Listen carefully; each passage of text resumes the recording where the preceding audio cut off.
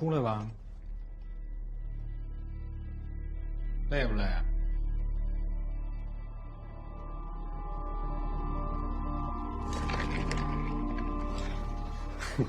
吓我一跳，挺巧啊。是啊，我上次在高队这儿落了个东西，我进来找一找，还真没有。那我先走，回去。回来。钥匙哪儿来的？什么钥匙？你说什么钥匙啊？找什么来了？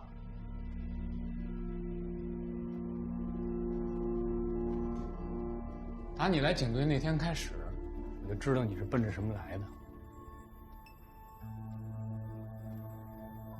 但是我没想到你胆子这么大，我再来晚一步，你的性质就变了，知道吗？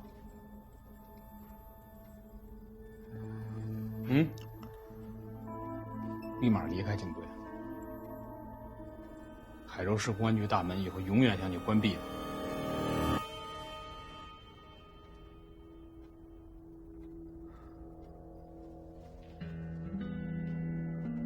我要看卷宗。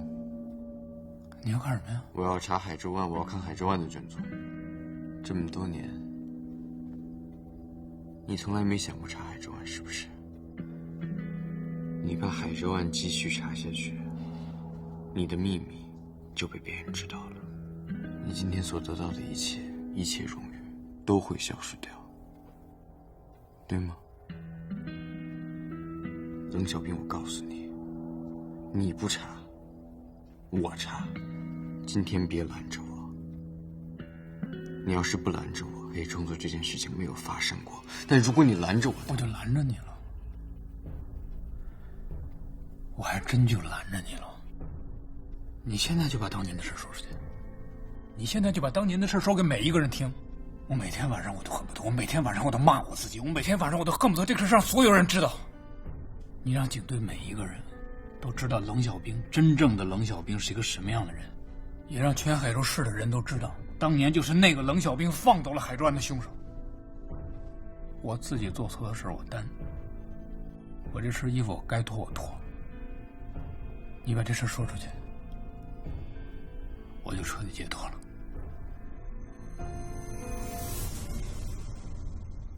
你说什么？我谢谢你让我解脱，我也能睡个好觉了。你解脱了，你解脱可真容易。我呢？我告诉你，冷小兵，你根本就不理解。亲眼目睹自己亲近的人被歹徒杀害是什么样的感受，而且这个歹徒现在还在逍遥法外，这么多年了，一点证据都没有吗？啊，这么多年你根本就没有再查过。我告诉你，冷小兵，17年你还是没有变过，你就是那个胆小、懦弱、不敢开枪的小警察。但是恨是解决不了问题的，知道吗？你不能报私仇。等等，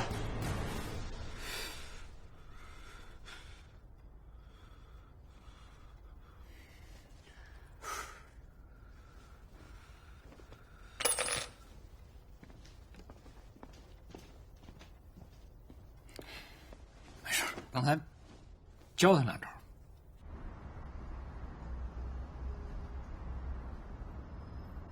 签这里是吗？是的。好的，好了，这边请。哎，您好。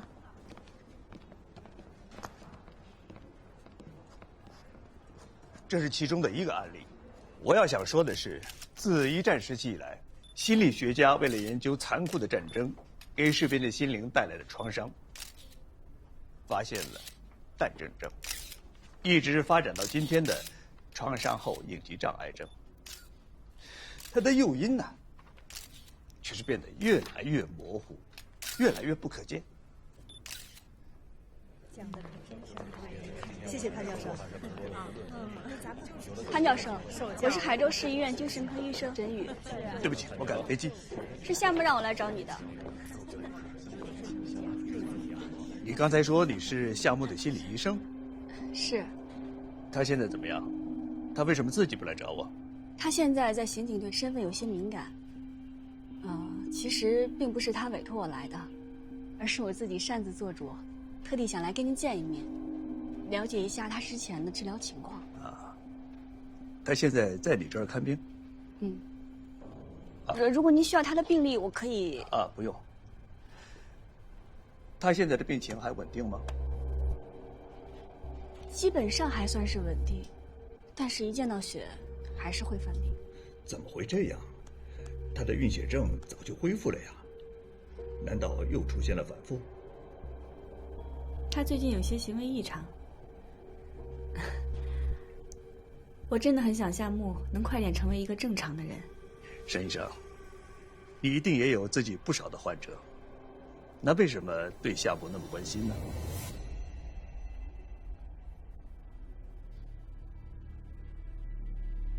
我和他，我们都是海州案的牵连者。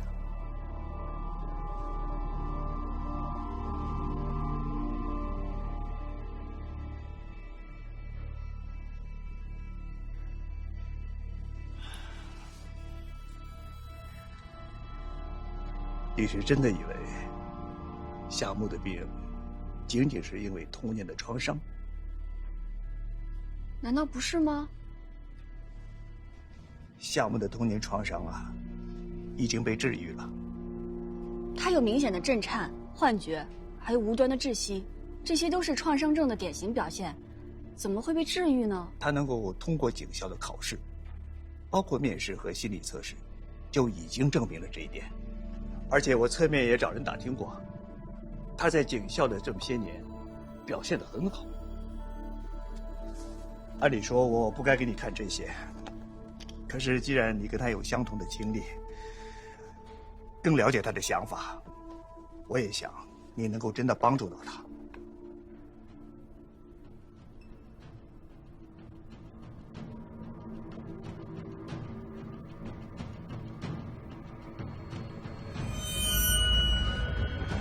有人在前面逼着趔趄，他在跑，好像是在追一只兔子。不知道谁开了一下，全都是血，见我身上全是血，我害怕极了，害怕死了，全是血，全是血。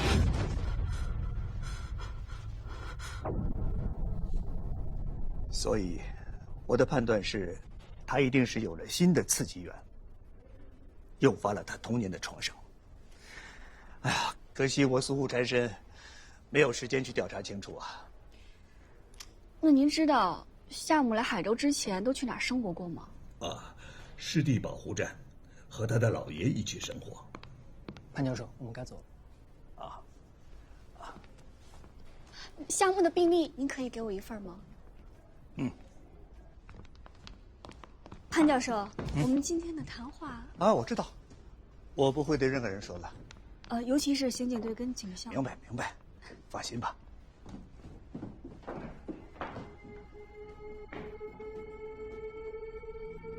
沈宇，哎呀，还真的是你啊！洪院长，你跟潘教授认识啊？不认识啊，您看错了吧？哦，我还以为你们认识呢。一晃咱们有多少年没见了？7、8年了吧？真没想到，你还记得我。我当然记得您了，我在您手底下实习了这么多年。哦，哎，对了，冷队找过你吗？冷队？哦，就是重案队的冷小兵啊，他是我的朋友，前一阵儿到安定医院了解过你爸爸的情况。我觉得他们可能要调查你爸爸失踪这个案子。怎么，他真的没去找过你吗？还没有。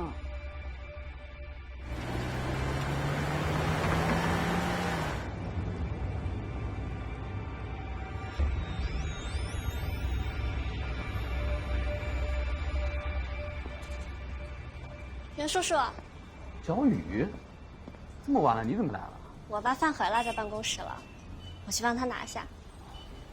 快去吧。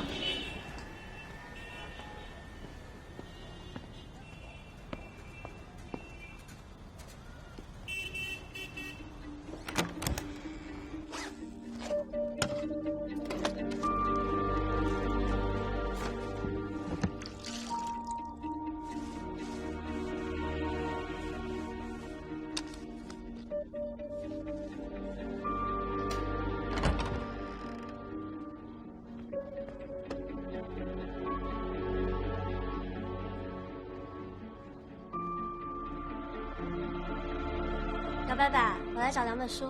哎，去吧去吧。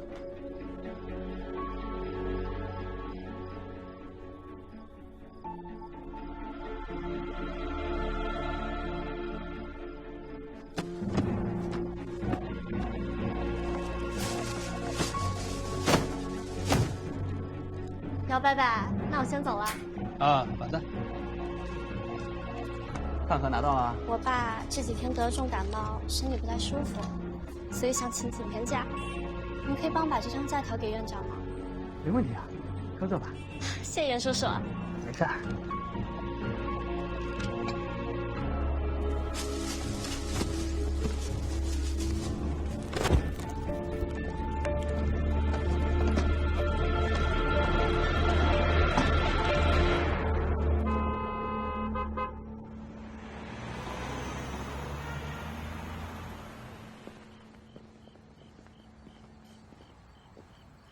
龙队，撵进去吧。帮我点碗馄饨先。得嘞，速3鲜。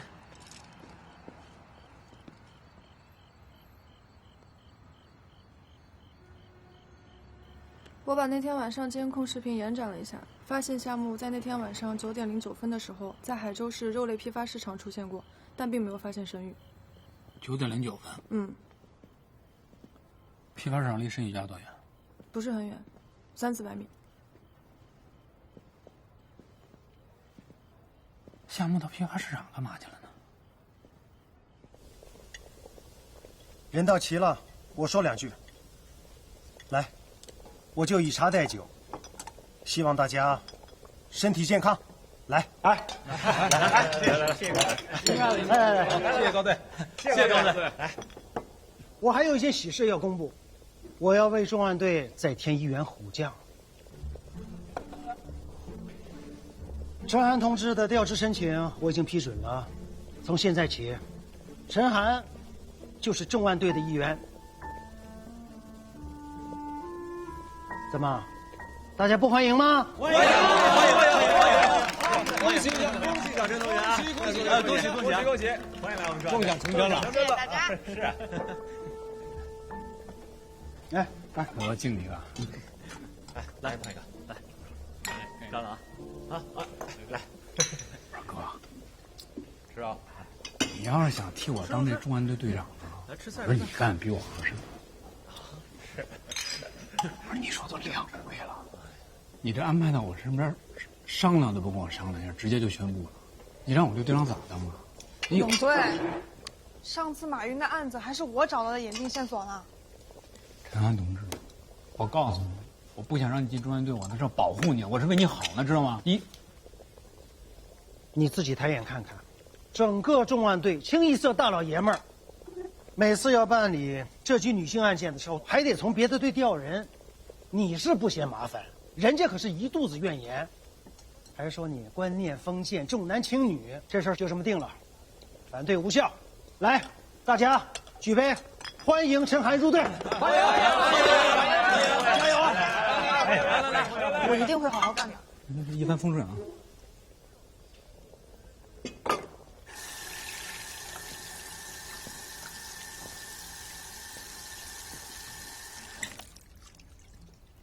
怕回头卷宗啊？跟高队说了你想查。等一下，高队已经上报情况了，你可以了解案情了，知道吗？我就想看卷宗。这卷宗不是谁都能看的，你不光你不能看，我也不能看，懂吗？你这个只能了解案情，你还想干嘛？我真的只是想查案。你呢？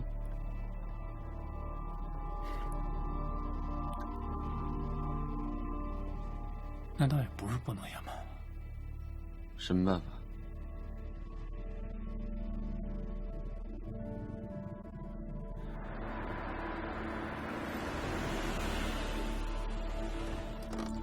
这哪儿？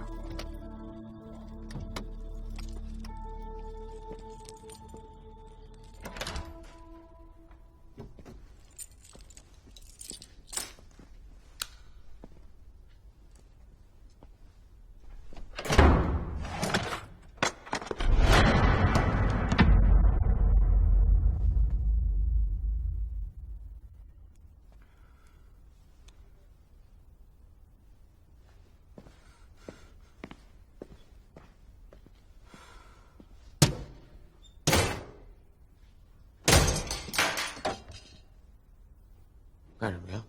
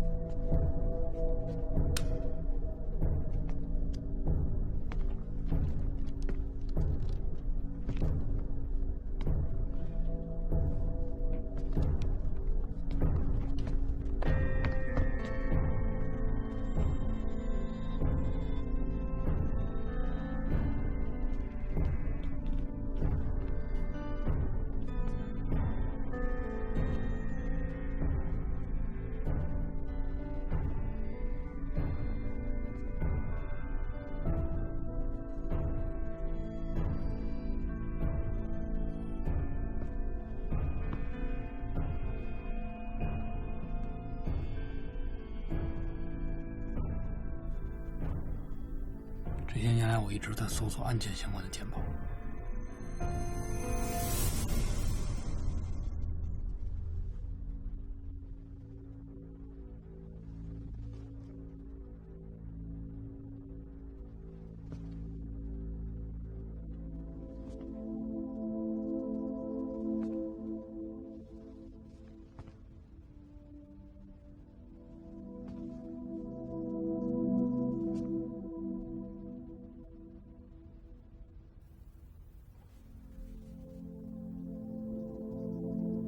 你确定还要看这些东西吗？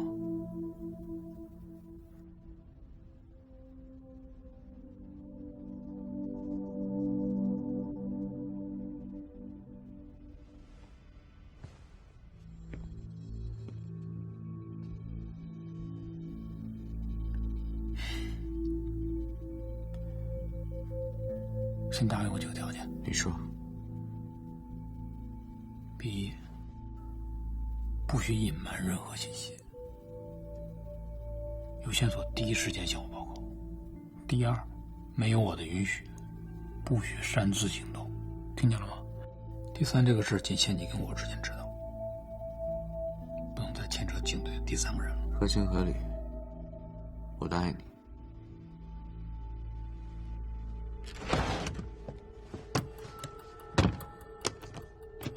这些是我做的笔记。首案发生在1991年5月18号下午4点，受害人叫韩秀，女，24岁，案发地点棉纺厂家属院。受害人体内发现了麻醉剂和激松类药物，现场没有遗留任何指纹、毛屑、足迹、皮屑等线索，尸体也没有被性侵，没有目击证人。当时没有任何人知道这会是一起连环杀人案的开头。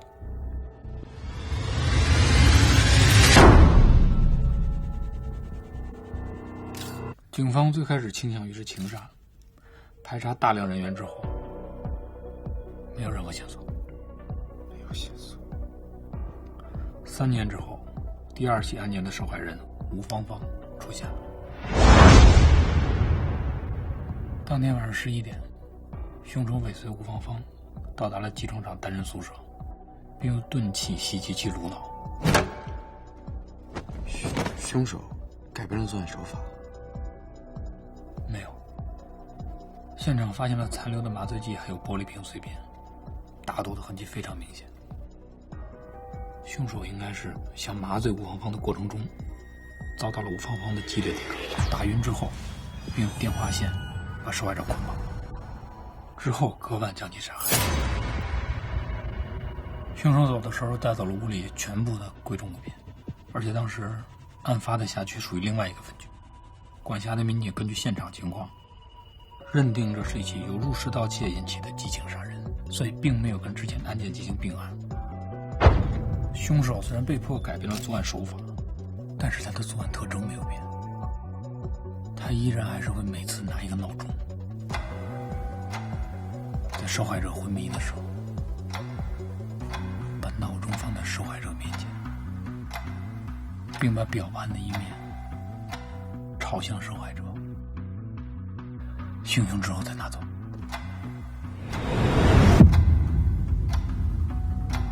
所以才会留下这个方块的痕迹。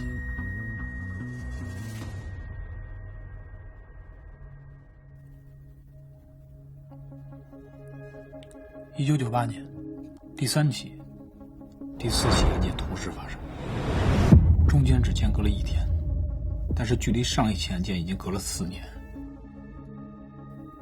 之后市里就成立了专案组，我师傅当时就是专案组的实际负责人，也是他当时提出了把这4起案件并案调查的想法。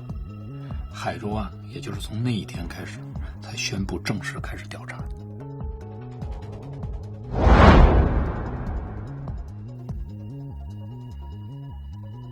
2000年9月份，第5起。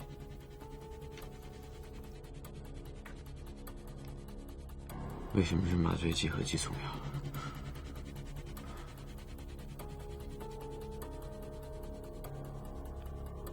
听说过注射死刑吗？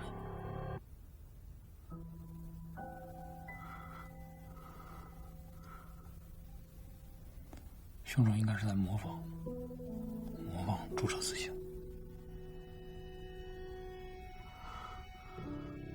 闹钟是为什么？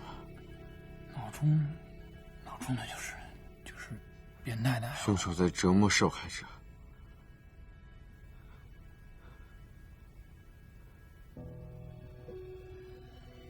少量的麻醉剂，大量的激素药，让受害者保持清醒。为什么脑中充斥受害者？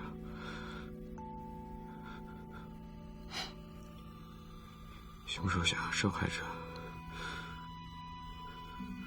看着闹钟，看着时间，一点一点死去，是吧？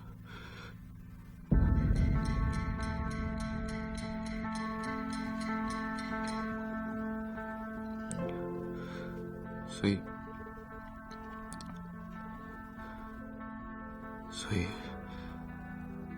他走的时候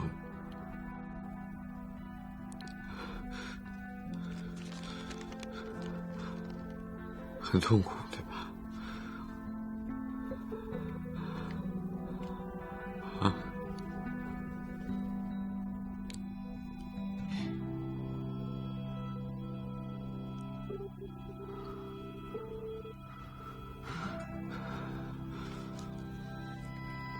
老师去给你买鱼啊，老爷做的那种。等我回来。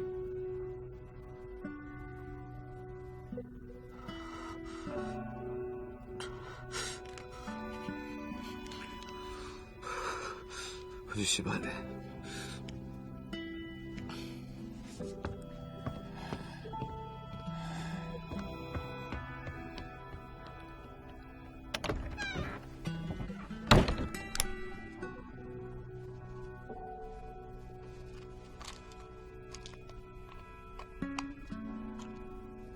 服下去之后啊，你会反应迟钝，记忆力下降。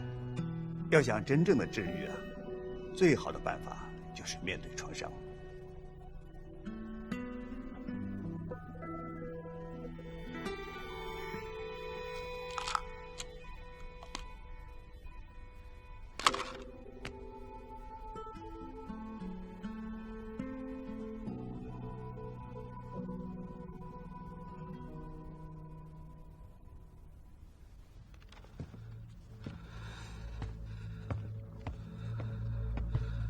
受害者之间有什么联系吗？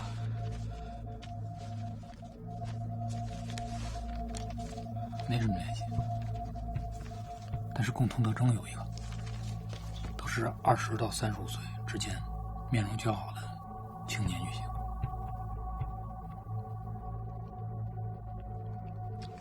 不是我们就没有其他线索可以查下去吗？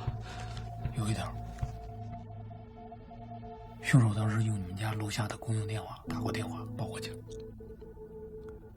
那上面有他的指纹，但是那个人应该是右手有严重的烧伤，指纹是残缺的。他为什么要报警啊？凶手是一个心思缜密的人，犯罪现场都没有留下指纹，为什么会在公共电话上留下指纹呢？挑衅，他就是要一个仪式感，他就是要告诉我们，他赢了。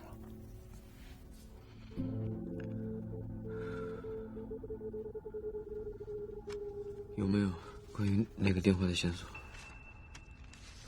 我想看一下，我觉得那条线索肯定可以查下去。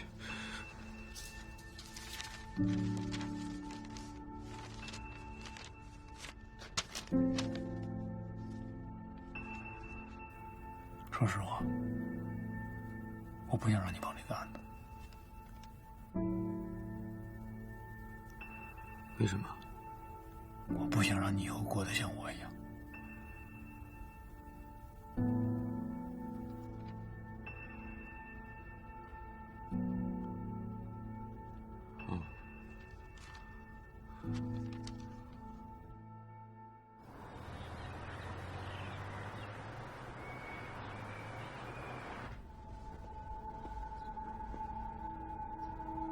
有人吗？